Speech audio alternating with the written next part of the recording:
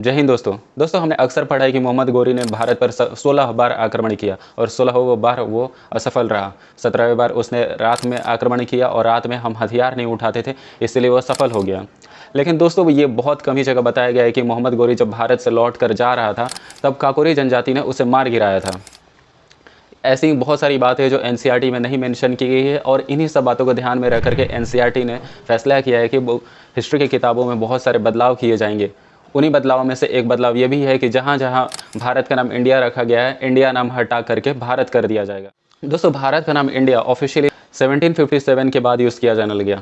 दोस्तों 1757 में battle of Plessis हुई का लड़ाई हुआ था और ये एक बहुत ज़्यादा डिसाइसिव लड़ाई हुआ था। इस लड़ाई के बाद यह तय हो गया था कि अब आगे के आने वाले ज़माने में भारत पर कौन राज करेगा।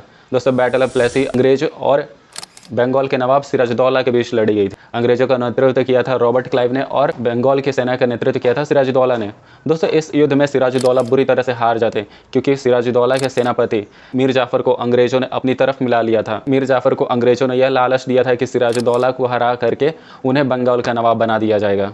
दोस्तों इस युद्ध में सिराजुद्दौला अपनी जान बचा करके भागते हैं क्योंकि युद्ध के मैदान में जाने के बाद पता चलता है कि उनका सेनापति अंग्रेजों के साथ मिला है और उनके सेनापति ने उनकी सेना को अपनी तरफ कर लिया था। दोस्तों 1757 के बाद अंग्रेज पूरी तरह से इंडिया को कंट्रोल करने लगे, तो उसके बाद उन्होंने भारत की जगह इंडिया नाम प्रेफर किया क्योंकि उनको बोलने में ईजी पड़ता था। भारत हिंदी शब्द है इसलिए वो ईजिली बोल नहीं पाते थे। दोस्तों ऐसा नहीं है कि इंडिया नाम अंग्रेजों के द्वारा दिया गया है, इंडिया नाम इंडस नदी पर पड़ा है। वक्त के साथ साथ वो इंडस जो वर्ड है वो धीरे धीरे वो ट्रांसफॉर्म होकर के इंडिया हो गया।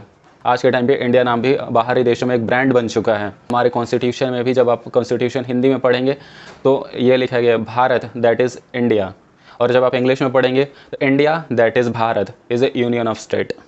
दोस्तों इंडिया नाम पर मुद्दा तब से स्टार्ट हुआ है जब से अपोजिशन पार्टीज़ ने अपना नाम बदल करके इंडिया रख लिया है। दोस्तों अपोजिशन को भी ये नाम नहीं रखना चाहिए क्योंकि देश का नाम देश तक ही रहने देना चाहिए।